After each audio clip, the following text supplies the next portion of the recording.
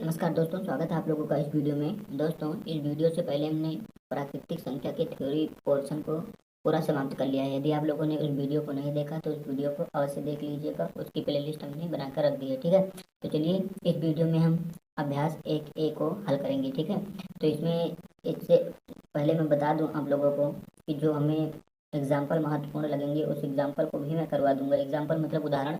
जो उदाहरण यहाँ पर जैसे यहाँ पर लिखा है उदाहरण 4 कितना, तो जो उदाहरण इम्पोर्टेंट होगा उसको भी मैं करवा दूंगा। फिलहाल तो इसमें मुझे कोई इम्पोर्टेंट दिख नहीं रहा है, और जो दिख रहे हैं उस पर हमें आगे क्वेश्चन मिलेंगे। ठीक है, तो चलिए हम अभ्यास 1A को शुरू करते हैं। तो इसमें पहला क्वेश्चन दिया गया है, निम्नांकित संख्याओं को संख्यांकों में व्यक्त कीजिए। तो आप लोगों को संख्यांक यहाँ पर शब्द लिखा है, इससे आप लोगों को थ्योरी पोर्शन यदि आप लोगों ने पढ़ा होगा तो आप लोग जानते होंगे कि संख्यांक किसे कहते हैं, क्योंकि हमने थ्योरी पोर्शन में से आप लोगों को बहुत अच्छी तरह से संख्यांक, स्थानीय मान, पूर्ववर्ती, अनुवर्ती, प्राकृतिक संख्या, सभी प्रकार की थ्योरी हमने आपको बता दी है। तो चलिए इसको लिख लेते हैं संख्यांक। तो संख्यांक हम फिर से आपको बता देते हैं कि संख्यांक उन अक्षरों को कहते हैं जिनसे संख्याओं को व्यक्त करते हैं। ठीक है, उन्हें संख्यांक कहते हैं, और जो जिससे कितनी वस्तुएं हैं का बोध होता है उसे संख्या कहते हैं। अभ्यास 1A के पहले क्वेश्चन को शुरू करते हैं। पहले क्वेश्चन में दिया गया है, निम्नांकित संख्यांकों में व्यक्त कीजिए। संख्यांक का हमने आपको थ्योरी पोर्शन में बता दिया। यदि आप लोगों ने वह वीडियो नहीं देखा तो देख लीजिएगा प्लेलिस्ट में जाकर। ठीक है, तो चलिए इसमें पहला क्वेश्चन दिया गया है हमें 427 को संख्यांकों में व्यक्त कीजिए। तो चलिए यहाँ पर हम देख लेते हैं कि 427 को संख्यांकों में व्यक्त कैसे करते हैं। उसके पश्चात दूसरा है 3501 को संख्यांक में व्यक्त करना है, फिर 501 को संख्यांक में व्यक्त करना है, और 79029 को। ठीक है, तो हम चलिए बारी बारी से सबको संख्यांकों में व्यक्त कर लेते हैं। ठीक है, इसके लिए हमने यहाँ पर अपनी कॉपी पर उतार लिया चारों क्वेश्चन। देखिए यहाँ पर हम अपनी कॉपी पर इसको सबको संख्यांक में व्यक्त कर लेंगे। ठीक है, तो यहाँ पर हमने इसे अंकित कर लिया है कि इनको संख्यांकों में व्यक्त करना है। ठीक है, तो यहाँ पर हम इसे संख्यांक में व्यक्त करने के लिए क्या करेंगे, संख्यांक जैसे हमने आपको बताया, संख्यांक का अर्थ होता है संख्या को व्यक्त करने वाले शब्द। ठीक है, अच्छा ठीक है, तो ये संख्यांक है। जैसे 4 को ऐसे बनाते हैं तो ये संख्यांक है। तो 427 को हमें संख्यांक में व्यक्त करना है, तो 4 को ऐसे लिखेंगे, और 100 है तो 427 ऐसे लिखा जाएगा, ये आप लिख दिए जाएंगे। ठीक है, 3501 को करना है, तो 3501, यदि आपको ये नहीं लिखना था तो पीछे से इकाई दहाई कर लीजिएगा। इकाई दहाई सैकड़ा, तो यहाँ पर 100 है तो यहाँ पर सैकड़े में आ गया। ठीक है, यहाँ पर 1000 है तो इकाई दहाई सैकड़ा 1000। ठीक है, यहाँ पर है 115, तो 115 हम कर लेते हैं। यहाँ पर इकाई और दहाई पर 1 है, और इस पर 100 है। ठीक है, और यहाँ पर लिखा है 79,029, तो उसको हम लिखेंगे 79,029। ठीक है, तो यहाँ से आप इकाई दहाई करके पता लगा सकते हैं कि 79,000 लिखा है हमने कि नहीं। तो इकाई दहाई सैकड़ा हजार 10,000 यानी 79,029 हमने लिख दिया है। तो यही चारों संख्याओं को हमें संख्याओं में व्यक्त करना था, इसको हमने व्यक्त कर लिया। तो चलिए अगले क्वेश्चन पर चलते हैं, देखते हैं अगला क्वेश्चन क्या कहता है। ये दूसरा क्वेश्चन देखते हैं। तो दूसरा क्वेश्चन दिया है, निम्नांकित संख्याओं को शब्दों में लिखिए। तो ये पहला, दूसरा, तीसरा, चौथा, तो 4 पोर्शन हमें दिए गए हैं क्वेश्चन नंबर 2 में, और इसे हमें संख्याओं में लिखने के लिए कह रहा है। ठीक है, तो चलिए इन्हें हम लिख लेते हैं। ठीक है, यदि आपको लिखना नहीं आता तो पीछे से इकाई दहाई सैकड़ा हजार, तो कितना है हजार के स्थान पर 7। तो यहाँ पर पहला हम लिख ले रहे हैं 7। यहाँ से आप देखते रहिएगा 7,000, हजार की जगह पर 7 है तो यहाँ पर क्या हो जाएगा 7,000, और यहाँ पर 100 की जगह पर 0 है तो 7,000 शून्य 100 यानी कुछ नहीं, 100 के स्थान पर कुछ नहीं है, तो 7,000 कितना हो जाएगा 19। 19 है ना, 19 के स्थान पर 19 है तो 7,019 पहला पोर्शन का उत्तर ये हो गया। ठीक है, यहाँ पर हमने अंकित नहीं किया है, यहाँ पर हम अंकित कर दे रहे हैं, पहला हो गया। और दूसरे पोर्शन को देखेंगे तो दूसरे पोर्शन में भी आपको नहीं आता, तो इकाई दहाई सैकड़ा हजार और 10,000। ठीक है, तो कितना है 10,000, तो 10,000 में दो संख्या लेंगे तो कितना हजार हो जाएगा, 10,000 की जगह पर 23,000। ठीक है, तो यहाँ पर हम लिख सकते हैं कि ये हो जाएगा 23,000, और 100 की जगह पर कितना है 0 यहाँ पर भी है, तो 100 शून्य 100 होगा, तो शून्य 100 को हम ऐसे छोड़ देते हैं, शून्य 100 को कुछ नहीं लिखते हैं।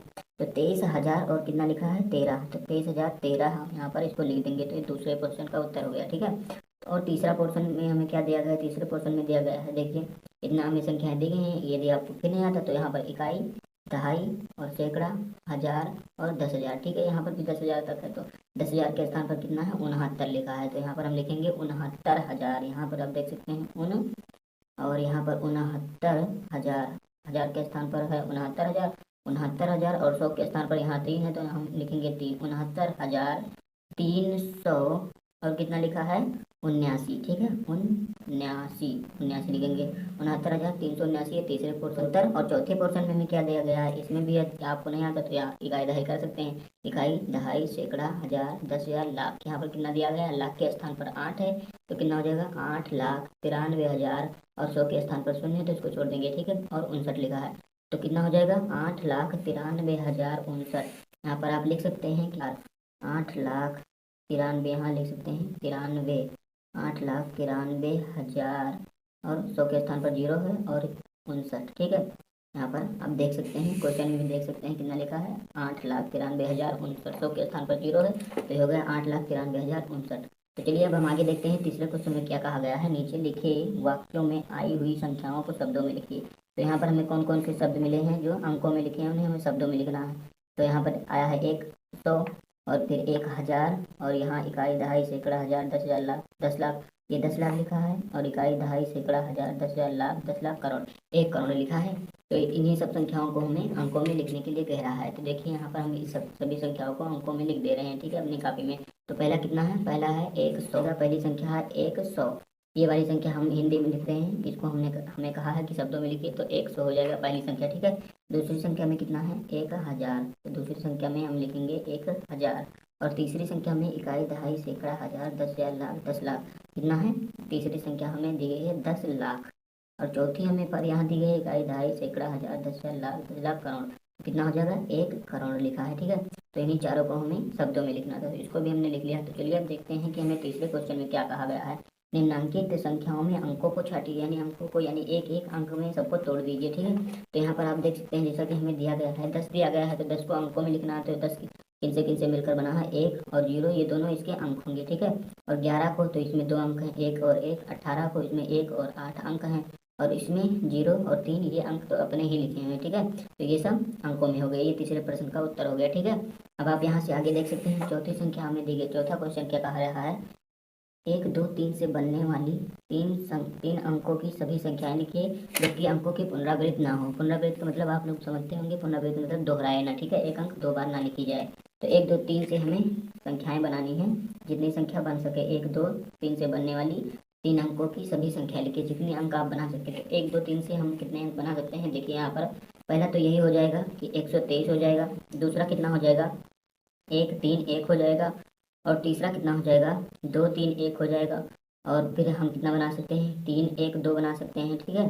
और चार संख्याएं हो गई, और हम 213 बना सकते हैं। एक संख्या ये है 321, यहाँ पर देख लीजिए 1, 2, 3, 4, 5, 6। इसमें देखिए आप कहीं बार अंकों की पुनरावृत्ति नहीं हुई है, एक शब्द में एक ही बार एक अंक प्रयुक्त हुआ है, ठीक है। इसमें भी, इसमें भी, इसमें भी, इसमें भी, इसमें भी, ठीक है। तो ये कितना हो गया, ये हमारा चौथा क्वेश्चन हो गया। तो चौथे क्वेश्चन का उत्तर ही हो गया। अब चलिए देख लेते हैं पांचवा क्वेश्चन क्या कह रहा है। पांचवें क्वेश्चन में कह रहा है 0, 3, 5 से बनने वाली 3 अंकों की सभी संख्याएं लिखी जबकि अंकों की पुनरावृत्ति ना हो। 0, 3, 5 से यहाँ पर हमें बनानी है, तो यहाँ पर हम लिख देते हैं क्वेश्चन नंबर 5, और यहाँ पर कितना है 0, 3, 5, हमें 3 संख्याएं दी गई हैं 0, 3, 5 से बनने वाली। तो 0, 3, 5 से बनने वाली पहली संख्या होगी 0, 3, 5, यानी इसको केवल 35 ही लिख सकते हैं, ठीक है। और दूसरी होगी 3, 5, 0, और तीसरी होगी 5, 3, 0, और चौथी होगी 3, 0, 5, और पांचवी होगी ये होगी 503। तो देखिए यहाँ पर जितने शब्द बने इसमें अंकों की पुनरावृत्ति नहीं हो रही है, देख सकते हैं आप, सब में पुनरावृत्ति नहीं हो रही है, ठीक है। एक संख्या एक ही बार लिखी गई है। तो चलिए अब देखते हैं छठा क्वेश्चन। छठे क्वेश्चन में क्या कह रहा है,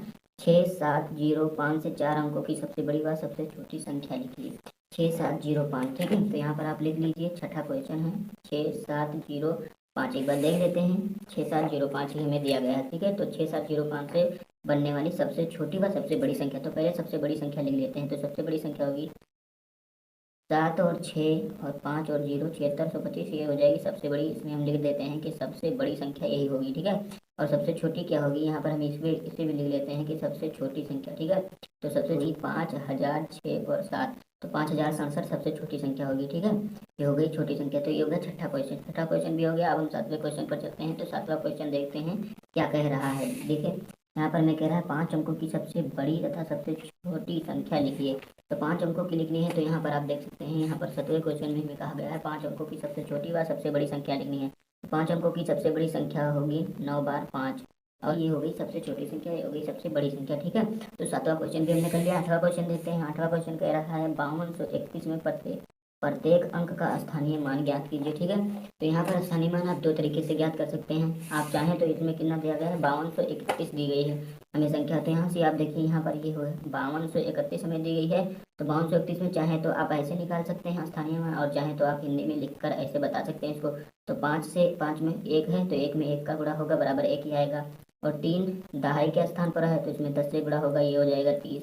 और 20 में सैकड़े के स्थान पर है तो इसमें 100 से गुणा होगा, ये 200 आएगा। और 5000 के स्थान पर तो यहाँ 1000 से गुणा होगा, ये 5000 आएगा। ठीक है, ऐसे लिख सकते हैं। और या तो ऐसे लिख दे हिंदी में कि 1 का स्थानीय मान 1, 3 का स्थानीय मान 30, 20 का स्थानीय मान 2 का स्थानीय मान 200 और 5 का स्थानीय मान 5000 होगा। ठीक है, ठीक है। तो ये होगा कैथा क्वेश्चन, हमारा 8वां क्वेश्चन हो गया। 9वें में कह रहा है 3 6 6 3 6 में दोनों 6 के स्थानीय मान का ज्ञात कीजिए। ठीक है, 6 3 6, यहाँ पर देखिए 9वां क्वेश्चन हमें जो कह रहा है 6 3 6 में दोनों 6 का स्थानीय मान ज्ञात कीजिए। तो 6 इकाई के स्थान पर तो 1 से गुणा होगा, 6 आएगा। और यहाँ पर ये कितने सैकड़े के स्थान पर है तो 6, और सैकड़े के स्थान पर है तो 100 से गुणा होगा, तो कितना हो जाएगा 600 आ जाएगा। ठीक है, यहाँ पर हमें यही कहा गया था। तो हमारा 9वां क्वेश्चन हो गया। अब आप 10वां क्वेश्चन देख सकते हैं। 3 3 3 4 में 3 के विभिन्न स्थानीय मानों का योगफल ज्ञात कीजिए। 3 3 3 4 में। ठीक है, तो यहाँ से आप देख सकते हैं कि 10वां क्वेश्चन हमें कहा गया है 3 3 3 4 में तीनों 3 का स्थानीय मान ज्ञात कीजिए। इकाई के स्थान पर ये, दहाई के स्थान पर ये, 3 गुणे 10 बराबर कितना हो जाएगा, हो जाएगा 30। और यहाँ ये सैकड़े के स्थान पर है तो 3 गुणे सैकड़े के स्थान पर है तो 100 से गुणा होगा, 300 आ जाएगा। और यहाँ पर 3000 के स्थान पर है तो इसमें 1000 से गुणा होगा, कितना हो जाएगा, ये 3000 हो जाएगा। और यहाँ पर कह रहा है तीनों का योगफल ज्ञात कीजिए। तो यहाँ पर आप जोड़ने के लिए सबसे बड़ी संख्या को सबसे पहले लिख दीजिए 3000, और यहाँ पर आप 300 फिर लिख दीजिए, उसके बाद 30 लिख लीजिए। ठीक है, तीनों के 3, और यहाँ हो गए 0, ये 3 और ये 3 और ये 3, कितना हो जाएगा 3330, इसका योगफल आ जाएगा। ठीक है, यहाँ पर आप देख सकते हैं हमने जोड़ दिया, योगफल ज्ञात कर लिया हमने। तो 11वां क्वेश्चन कह रहा है 2 2 2 5 बार 2 में प्रत्येक 2 का स्थानीय मान ज्ञात कीजिए और इनका योगफल ज्ञात कीजिए। ठीक है, तो देखिए दोस्तों 11वें क्वेश्चन में कहा गया है 5 बार 2 2 2 है, इसमें प्रत्येक 2 का स्थानीय मान ज्ञात कीजिए और उनका योगफल हमें बताना है। तो 2 इकाई के स्थान पर है, 2 में 1 से यानी इकाई से गुणा होगा, 2 आएगा। और ये दहाई के स्थान पर है, इसमें 10 से गुणा होगा, कितना आ जाएगा, ये 20 आ जाएगा।